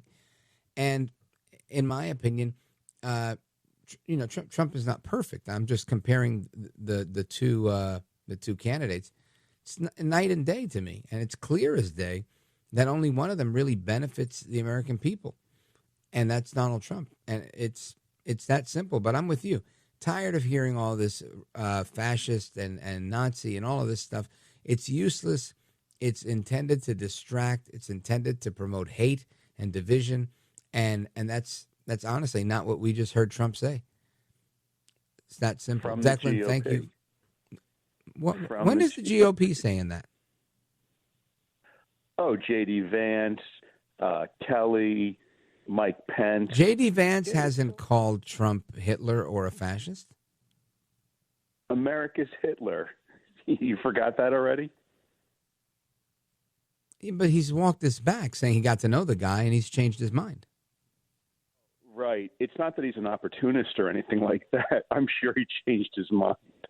Are you really that naive and gullible, Rich? Well, are you? I mean, you don't think that somebody gets a chance to meet people and change their mind? And then Bill Barr and Tillerson and Mattis. It's so wrong. Why do all these GOP members? No, it's not wrong. Everybody has a right to think what they want. These people have an agenda. People that are career government people, they make their living off of a pension and a paycheck. This is what they do. And Trump comes in talking about reducing the size of government. We're not going to war. We're not doing this. No, you can't do that. I'm not going to follow your lead on this. I don't want to hear your advice on X, Y, and Z. Or I'll hear your advice, but I'm not going to take your lead on that. And ultimately ends up firing a lot of these people. They have differences. He's the chief executive. They're the subordinate at his disposal. And they get disposed of. It makes sense to me that they're going to be upset with him and not say nice things about him. You're Are lying. you so They didn't naive get to think fired. that They that's all not the resigned. case? They didn't all resign. You're lying. They didn't get fired. They resigned. Oh, yeah? You tell me. All right. I'm not going to sit here and Google everything on the air for everybody, but I'm going to challenge you to go ahead and see which ones of them resigned in protest and how many of them ended up getting fired. And they did get fired. And this is why the long list of people that are out there that don't like Trump and they say this and that about Trump, it's not that long. You've got about 14,000 people that he appointed to different offices in his administration. And you've got probably about 40 or 50 of them out of 14,000 that are saying, oh, I wouldn't vote for the guy, this, that, and the third. So to me, useless. And I mean, as an observer of politics for 2 decades, and you sound a lot more senior than I do, I can tell you it's clear as day to me, Declan, that when I look at this stuff, it's very clear. The America First agenda was very clear. Guys like Bill Barr were questionable from the beginning. And people were saying, why would you bring in somebody from a former Bush administration when you don't see eye to eye with Bush? But the advice he was given was these guys can get approved through the Senate, and right now that's what you need. So he took the advice that he was given. It was bad advice. So he ends up with these people Barr ends up resigning in December before January, so with a month to go in the job. That's when everybody's jumping ship looking for a job. So, it was clear that there was bad blood between these two guys. I think that it makes all the sense in the world. It doesn't leave any room for me to think that, they must have a legitimate point, right? Why didn't Bill Barr make all of these protesting remarks when he had a chance, right? All he said was, we looked into the election fraud. We didn't find anything. Buying himself time so that he could run out the clock and leave without ever having to have a fight about anything. But that's what. Then afterwards, then he starts throwing bombs. And what's he do? He goes and writes a book. The other one goes and writes a book. The next one goes and writes a book. They want power, and they want to hold on to power. And Trump is the biggest threat to their power, because you tell me if Bill Barr says, "Hey, I'm going to have a rally in Madison Square Garden because I'm a 2-time attorney general," who's showing up for Bill Barr? Who's showing up for General Kelly? Who's showing up for General McMaster? Nobody. Who shows up for Donald Trump? We, the people that actually cast votes. Why? Because we live in a country where people are tired of the powers that be telling us what we need to know and like and understand. People on CNN or even Fox News or anywhere else saying, look, this is what you should do. The generals, the quote unquote experts. Trump says, no, I'm going to the people. And he promotes common sense solutions that make sense for the people. And if it didn't work, it wouldn't work. But it worked. And that's the biggest problem that everybody who doesn't like Trump faces. His stuff works. If it didn't work, they'd be winning. Trump's stuff works. That's really the simplest way of putting it. When Trump gets into office in 2016, 2017, takes office, what ends up happening? You've got unemployment in minority groups hitting the lowest it's ever hit in recorded history. You've got Hispanics buying homes at record rates. African Americans buying homes at record rates. Asian Americans, same thing. What does that mean for people? They're doing better. They're creating wealth. They're becoming either part of the middle class or they're moving up in the middle class. It makes all the sense in the world that the people like Trump and the bureaucrats don't. Declan, thanks for your call. Shout out to everybody listening on WEEU. And folks, the rest of your calls and more straight ahead. This is America at Night with Rich Valdez.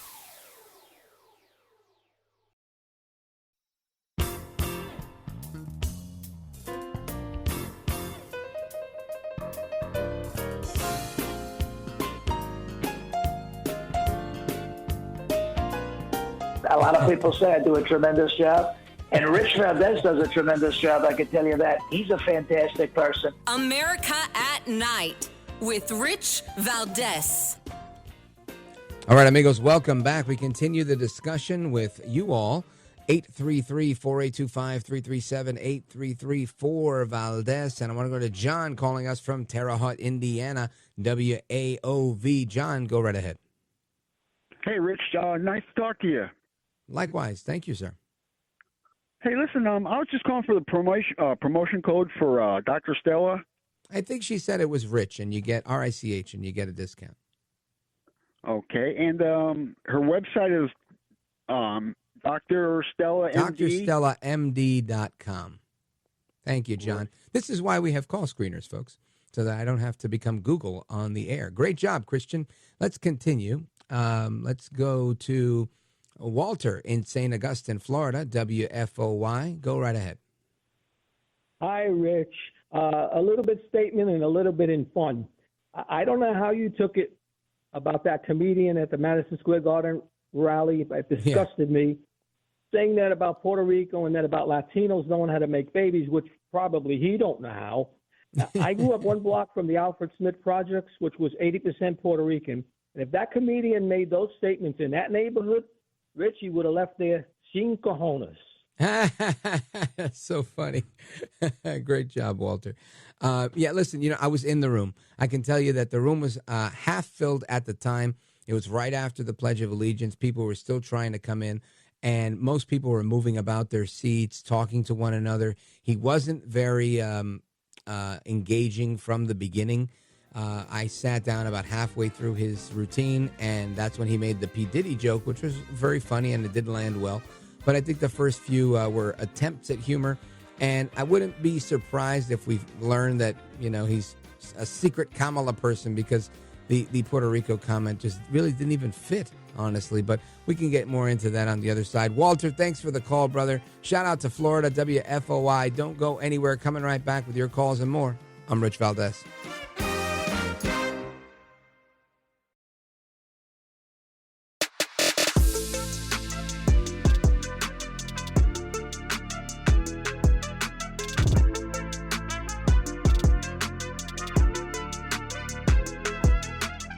Now, 833-4-Valdez. That's 833-482-5337. 833-4-Valdez. That's Valdez with an S. We will teach our children to love our country, to honor our history, and to always respect our great American flag. And as long as the Speaker of the House of Representatives is here, I would like to put forward a bill, because I watched 2 months ago as some very bad people, radical left people, by the way, nothing happened to them, in Washington, D.C., burned our American flags. They were burning flags. And I would like to suggest that we put in a bill: if you burn the American flag, 1 year in jail. That is El Trumpito at the rally at Madison Square Garden saying exactly that. And I want to know, do you agree? If people burn the American flag, should they get a year in jail? Should that be part of the free speech that isn't permitted? Right? You have all the speech in the world, but don't actually go and burn the flag. I'm not necessarily against it, to tell you the truth. I think burning flags is horrible. I support this idea. I think it's a good idea. I know there's precedent for it, the Supreme Court, but in fantasy world, right? If we could allow the burning of flags to not be considered free speech, should we do it? My vote is yes, but I want to know your thoughts, and I'm really curious to know about that. Let me see. Where do we go? Let's go to the phones. 833-4825-337, 833-4-VALDEZ. And let's see. Where do we go here? I want to go to Andrew in Quinton, Illinois, WHOW. Andrew, go right ahead. Good evening, Mr. Valdez. As always, I appreciate you taking my call. Thank you, sir. And I wholeheartily agree that burning the American flag, particularly if you're a U.S. citizen, I mean, it should demand a penalty of some sort, a fine, something, community service, anything, because it's just disrespectful to the great many men and women, including myself, that serve to protect, basically volunteered to protect our rights as citizens.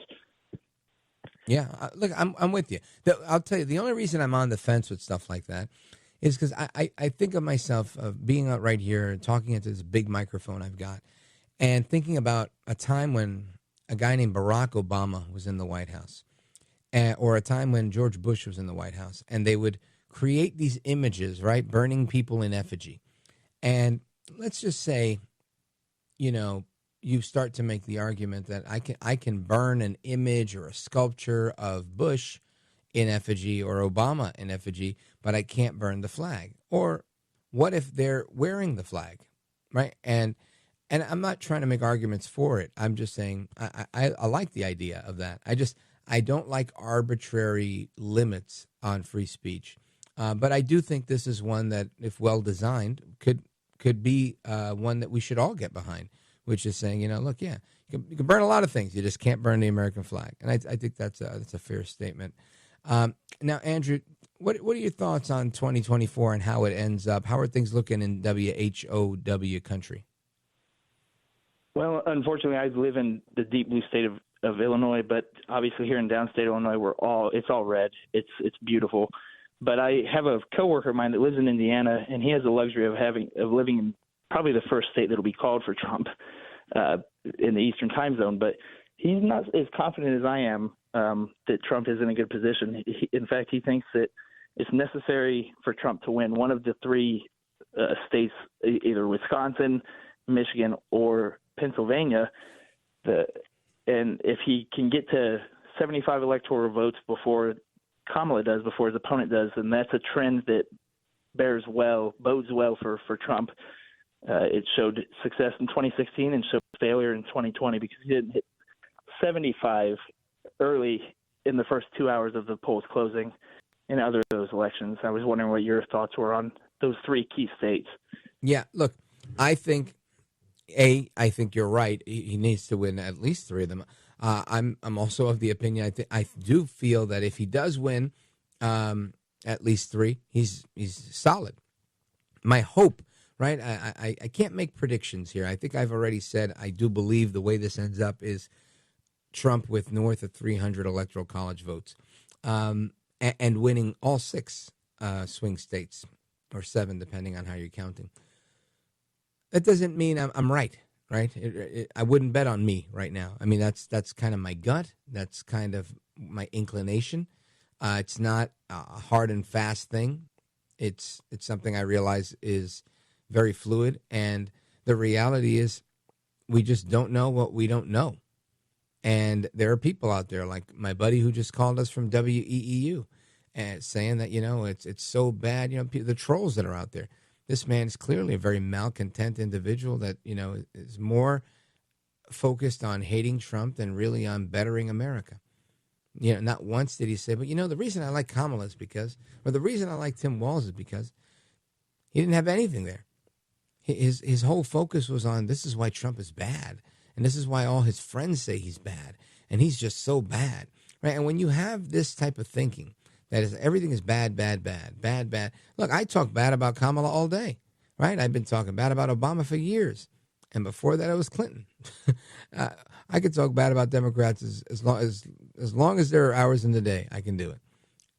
But it doesn't mean I'm not also saying all the good things that Trump is doing, right? Or the Republicans in general. And it doesn't mean I'm pro-Republican. I think the Republican Party matches better with my outlook on life than any other party. So there's that. But ultimately, we have to play like we're behind. We have to make sure that we're fighting tooth and nail for this victory, that we're not going to assume or presume in any way that we've got this. I think confidence in elections is an unnecessary hubris that we really shouldn't have. We should have humility, and we should be like, if we're fortunate enough to win, we're going to play like we're behind up until they call it. You keep going, because ultimately I think that's the winning attitude. So those are my thoughts, Andrew. Thanks for your call, brother. Shout out to everybody in Quinton, Illinois, WHOW. Let me continue. Let's go to Aiden calling us from St. Louis, Missouri. He's online streaming the show, richvaldez.com. Go right ahead. Yeah, 40 of 44 Trump cabinet members will not endorse him. But that's just irrelevant, right? They're all members of the deep state. No, I think there's relevance to it. I do. Like, listen, if let's say I had 3 ex-wives, and you could say 3 of Valdez's 3 ex-wives, 3 out of 3, 100%, don't like the guy, and they won't marry him again. That's okay.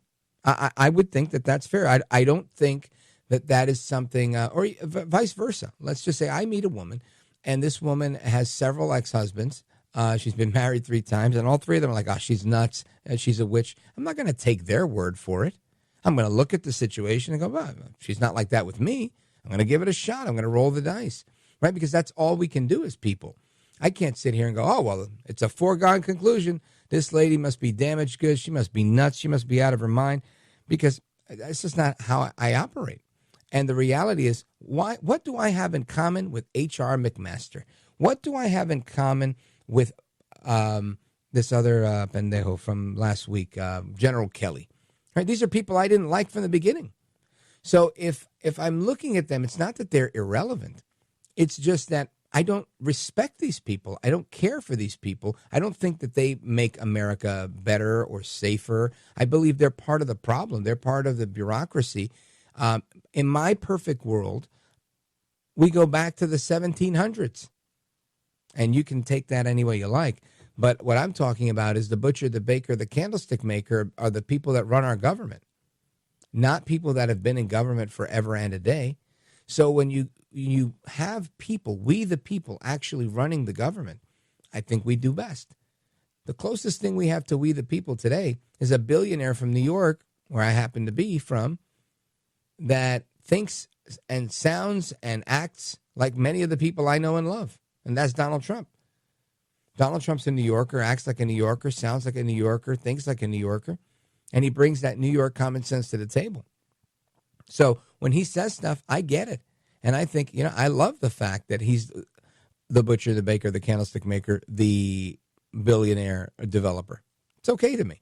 It doesn't bother me. It's a lot better than the guy who says, yep, graduated from the Harvard Kennedy School of Government. I was in the service, government service for 20 years. I've been doing, contract work as a government contractor for another 10 years since. I don't want that person. I don't value their experience. It doesn't match mine. A government worker is somebody that is paid more than their civilian counterpart, right? If you work for the GSA or whatever it is, procurement people in a hospital that's not unionized are not making what people in the government make. They don't know the plight of the working person. They don't know what it's like to not have a shop steward. They don't know what it's like. I could tell you who knows what it's like. The billionaire giving all the tax breaks to his friends, Donald Trump. You know why? Because Trump has to hire and fire people. Lots of people that work for him. Servers in the hotels. Servers in these big buildings he has. He hires construction workers. And as many of his critics would say, he gyps them. That's fine. Guess what? He knows what the bill is. General Kelly and the rest of these clowns, they don't know any of that stuff. They don't know what it's like to build something, create something.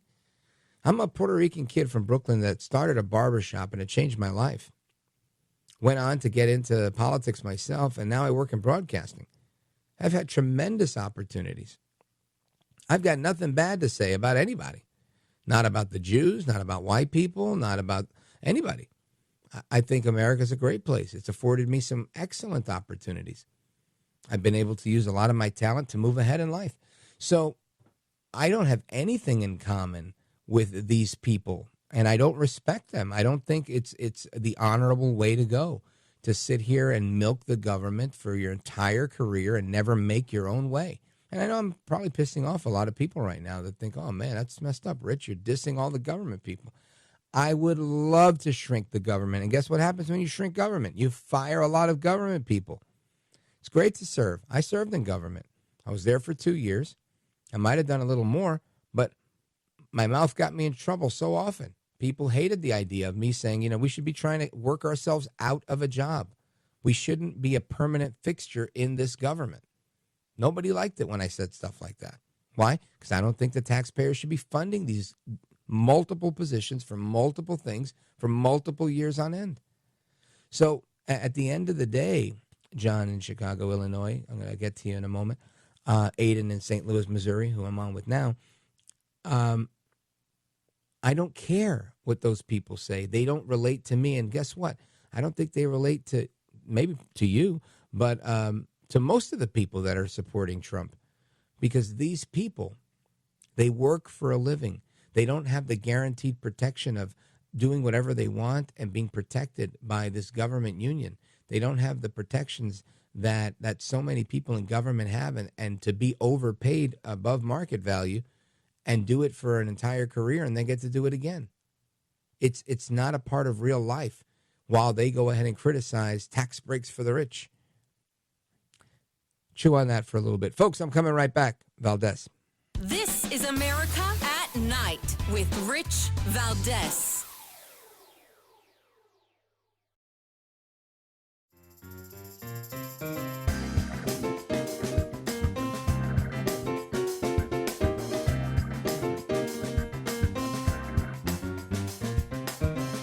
America at Night, your home for the best election coverage. All right, to the phones we go. Should we outlaw flag burning? Should that be no longer considered protected speech? 833-4825-337-8334 Valdez. Let's go to Mike calling us from Panama City Beach, Florida. Streaming the show. Go right ahead. Hey, what's up, Rich? Hey, I'm an Afghan war vet, and nobody. Thanks for your service. Sure. Nobody wants to see these flags get set on fire, right? Especially not me. But at the end of the day, I swore an oath to defend the Constitution, and part of that Constitution is free speech. And if we, at the end of the day, the more we censor, the more we don't know about everyone else, right? So when we let people say anti-Semitic things on Twitter, for instance, well, now we know who you are, right? And then when we let people burn the flag, now we know who you are. It's out in the open. And at the end of the day, I think it's just wrong to consider. I got to disagree with the big guy. I think it's wrong to consider imprisoning people for that act. Yeah, well, good point. It's a good point. I like I said, I'm somewhat torn on the issue because I do see how I think we could make an exclusion for flag burning and still respect free speech the way we do with everything else. There's this whole thing called the fighting words doctrine, and I could see how a skilled lawyer could say, burning a flag is tantamount to an act of war. This is no longer, one's free expression of speech, but really an attack on a nation state. And for that reason, we don't consider that protected speech. I could see that and say, you could say bad things about America. You could say we hate America. America sucks. You just can't burn the flag. And talk about burning the flag all you want. So I get that. And that's why I'm on the fence, honestly. And there's already that precedent from the Supreme Court. So I don't know if that's something that we could overturn. I guess if we could overturn Roe versus Wade, we could probably go for that as well. But interesting, right? Definitely interesting. I don't think there's the type of gravitas or energy behind it like there was for Roe v. Wade. But very, very good point that you bring up, Mike, and I appreciate your service. God bless you, my man. We're going to continue. Let's go to John in Chicago, Illinois, WLS. Go for it. Hi, Rich. Love your show. Thank you. I'm calling about previous topic about these people calling in. They caused me to call in because I was listening to people talk about the cabinet members and such not backing Trump. And what I have to say is it's kind of silly almost that we all don't understand this. I think these are just people with personal issues that with Trump, not policy issues. Even Bill Barr on a CNN interview said that he would rather vote for Trump than the alternative to what Harris would be, Harris administration. Now, a lot of these people might not say that like Barr did on CNN interview, but these are things that we all should understand, that these people have personal issues with Trump because of this or that. But I'm willing, in my opinion, I don't mind the issues that, if Trump tweets this or that. I'd rather live under the circumstances I did 4 years ago when I can buy a house, or I can reasonably finance a house or a car, or I had my retirement plan doing a lot better than it is now, or my prices of groceries and energy costs were a lot cheaper. I'd rather live in that situation and listen to a tweet here and there than live with everything more expensive and live under the regime that, we're living under right now. Yeah, John, you bring up a great point, and I agree with you 100% on this. People need to be able to build wealth. People need to be able to earn a living, and you are building wealth when you're not spending an extra third of your income on expenses, right? And inflation fluctuated during Trump's time frame of, 1.25 to 1.4%. That's great. That is great because it's not that now, right? It's more than double that now, and Biden and Kamala Harris want to have a backflip over it. It makes no sense to me. I think you're spot on this one. These are personal issues, not policy issues. I think that's really well put. John in Chicago, Illinois, thanks for your call. Shout out to WLS. Coming right back. This is America at Night with Rich Valdez.